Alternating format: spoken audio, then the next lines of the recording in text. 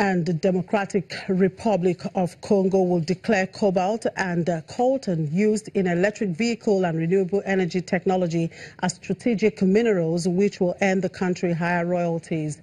A new mining code was signed into law on Friday by President Joseph Kabila, despite vigorous opposition by global mining companies with operations in Congo, such as Glencore, Randgold, and China Molybdenum.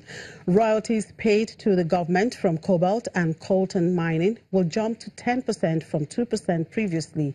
Miners of the two metals used in batteries would have paid a royalty of 3.5% under the new code if they had not been designated as strategic. The government considers minerals with a strategic designation important for the economic, social, and industrial futures of the country.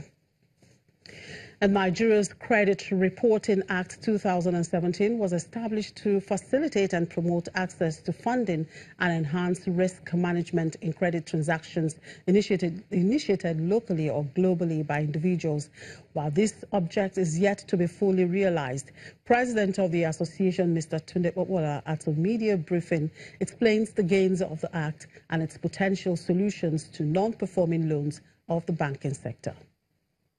With the presence of credit bureau, you can approach a credit bureau and know the global exposure of that individual or that company and see whether, even though he is your customer or the company is your customer, he's still a customer somewhere else and he has taken loans somewhere else and is doing well or is not doing well somewhere else. So that is addressed. The second thing that is addressed is about pricing of loans. Now, what informs the prices, the interest rate that we pay on loans? So many factors are there. The cost of funds, the other general cost of administration of funds, and then the risk element or the risk perception by the bank on you as a borrower or you as an entity who has come to borrow. That portion of the risk element will now be different from one person to the other, from one entity to the other, based on the fact that whatever percentage any bank is putting as representing risk in the interest rate will be affected by your what they perceive to you to be able to, your capacity to repay. I have not seen much of rely on credit history in the Nigerian banks when it comes to lending. What I've seen is that they rely on, is this person owing now or not? Is the current loan performing or not performing? That's what I've seen, which could be part of the reasons why we have this. The second reason, like I said, is that Nigerian banks are still doing loan concentration. More than 80% of the loans, total loans in the Nigerian economy, is owned by less than 1,000 people and companies.